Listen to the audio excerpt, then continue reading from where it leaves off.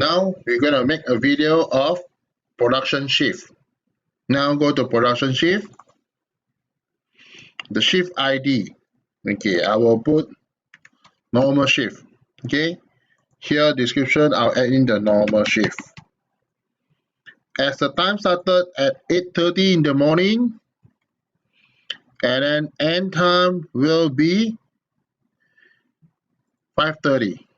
Okay, during the break, okay, you can have two options: 1 hour break or a multiple break time. But since this is already 8 hours, so it will be only 1 hour break.